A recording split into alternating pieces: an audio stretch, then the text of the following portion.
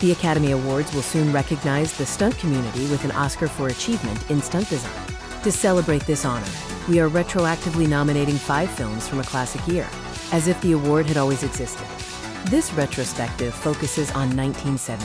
It was a landmark year for action and spectacle. This video looks back at 5 films nominated for achievement in stunt design. The 5 nominees for 1970 are Patton, Catch-22, They Call Me Trinity, The Heroic Ones, and Little Big Man. Let's take a closer look at the contribution of each film. Patton is nominated for achieving breathtaking scale and terrifying authenticity in historical combat, mastering the art of chaos through logistical precision. Signature stunts in Patton included large-scale tank battles using modified M48 Patton tanks, requiring skilled stunt drivers. Extensive, coordinated pyrotechnics created realistic explosions and debris. The architects behind Patton's action were Yakima Canutt, Joe Canutt, and Carrie Lofton. Joe Canutt served as stunt coordinator, and George C. Scott's principal double, performing dangerous riding and battlefield falls. Patton's landmark legacy is its commitment to realism, using real tanks and live cavalry instead of CGI. Its, quote, realism through logistics philosophy influenced later epics, like A Bridge Too Far. They Call Me Trinity is nominated for pioneering a new genre of action comedy. Character-driven slapstick and comedic timing redefined fight choreography as a source of joy, not just violence. Signature stunts included, quote, Farina slapstick fights, featuring huge comical punches and exaggerated safe knockdowns. The contrast between Bud Spencer's brute force and Terence Hill's agility created a unique comic rhythm. The architects included Bud Spencer, who established the power style, and Terence Hill, who handled his own falls and horsework. Director Enzo Barboni designed fights using wide framing and long takes to let choreography drive the humor. The landmark legacy of They Call Me Trinity is redefining European stunt work, proving action could be comedic, safe, and character-driven. It launched the countless later action comedies. Catch-22 is nominated for executing some of the most complex and dangerous practical aerial sequences ever filmed. It relied on elite pilot expertise over visual effects, creating a tangible sense of wartime absurdity.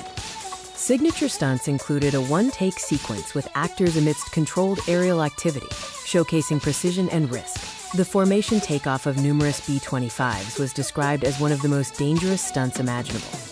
The architects were Tallman's Aviation, which provided the fleet of airworthy aircraft in coordination, and legendary stuntman Frank Tallman, the aerial coordinator.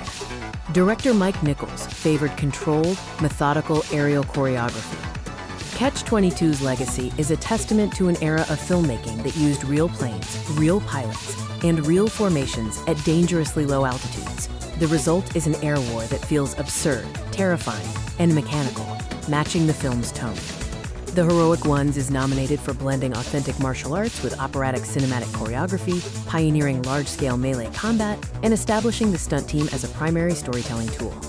Signature stunts included superhuman acrobatic leaps by leads T. Lung and David Chiang, facilitated by wirework that supported technique, not replaced it. Massive melee scenes involved hundreds of extras, creating controlled chaos. The architects were Lau Kar-leung, the martial arts director who brought authentic Hungar movement, and Tong Gai, who staged the large-scale combat. Director Chang Che oversaw the stylized wuxia combat. The Heroic Ones represents a key moment when traditional Chinese martial arts fused with cinematic language. Its influence runs directly into later Shaw Brothers classics and modern Hong Kong action cinema. Little Big Man is nominated for deconstructing the classic Western with brutally realistic stunt work. It portrays battle as chaotic, anti-heroic, and dangerously physical. Little Big Man's signature stunts emphasized painful, authentic falls and equestrian chaos. The choreography avoided romanticized violence, focusing instead on impact and vulnerability. The stunt coordinator was Dick Bullock. His approach was characterized by intense research into historical combat to create realism, particularly for the cavalry charges and battlefield deaths. Its landmark legacy lies in its anti-heroic approach to action, influencing later revisionist westerns and war films. It proved that stunt work could be used to critique genre tropes, not just uphold them. Now it's time to vote. You can cast your vote for the winner of the 1970 Oscar for Achievement in Stunt Design. Review the nominees and their contributions once more. Consider the scale, realism, innovation, and historical impact of the stunt work in each film. Your vote determines which 1970 classic wins this long-awaited honor. Cast your vote now and celebrate the extraordinary achievement of the 1970 stunt community.